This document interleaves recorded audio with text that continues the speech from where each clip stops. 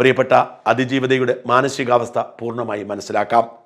അവരുടെ ജീവിതത്തിലെ 8.5 വർഷം അവർ ഇതിൻ്റെ പിന്നാലെ ഇറങ്ങിയത് ബലാത്സംഗം ചെയ്ത 6 പേരെ ശിക്ഷിക്കാനല്ല. അവർ ശിക്ഷിക്കപ്പെടാൻ അതിജീവിത ഒരു തവണ മാത്രം കോടതിയിൽ പോയി മൊഴി കൊടുത്താൽ മതിയായിരുന്നു. അനേകം തവണ കോടതിയിൽ പോയതും അനേകം പണം ചെലവഴിച്ചതും അനേകം ഉപഹർജികൾ കൊടുത്തതുമൊക്കെ ഇതിന് ഗൂഢാലോചനയുടെ പൊരുൾ അഴിക്കാനായിരുന്നു. പ്രിയപ്പെട്ട അതിജീവിതേ, നിങ്ങളോട് എനിക്ക് സഹതാപമുണ്ട്. പക്ഷെ എന്ത് ചെയ്യാം? നിങ്ങളെ സഹായിക്കാൻ കൂടെ നിന്നവർ ആരും തന്നെ നിങ്ങളുടെ പക്ഷത്തായിരുന്നില്ല. അവർ നിങ്ങളെ കബളിപ്പിക്കുകയായിരുന്നു.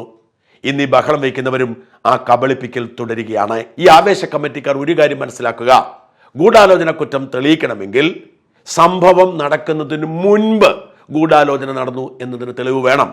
സംഭവത്തിന് ശേഷം കൊണ്ടുവരുന്ന ഒരു തെളിവും ഗൂഢാലോചനയിൽ തെളിവായി സ്വീകരിക്കാൻ കഴിയില്ല. അത് കൊണ്ടുവരാത്തിടത്തോളം കാലം ദിലീപ് കുറ്റക്കാരനാണ് എന്ന് മാധ്യമങ്ങൾ പറയുന്നത് കേട്ട് ജനങ്ങൾ ബഹളം വയ്ക്കുമ്പോൾ അതിനൊപ്പം നിൽക്കാൻ പ്രയാസമാണ്. ദിലീപ് നീതിമാനാണെന്ന് വിശ്വാസമൊന്നും എനിക്കില്ല. പക്ഷേ ദിലീപിനെ രക്ഷിച്ചെടുത്തു കോടതി എന്ന് പറയുന്ന വാദത്തെ കണ്ണുമടച്ച് വിശ്വസിക്കാൻ പ്രയാസമാണ്. ദിലീപിനെ ഒരുപക്ഷെ രക്ഷിച്ചെടുത്തതാവാം, അത് കോടതിയല്ല. അത് ദിലീപിന്റെ മിടുക്കനായ അഭിഭാഷകനാണ്. അതിനെ പ്രതിരോധിക്കാൻ കഴിയാതെ പോയത് പ്രോസിക്യൂഷനും അന്വേഷണ സംഘവുമാണ്. അതിന്റെ പേരിൽ കോടതിയുടെ പുറത്ത് കയറിയിട്ട് കാര്യമില്ല എന്നത് മാത്രമാണ് ഞങ്ങളുടെ നിലപാട്.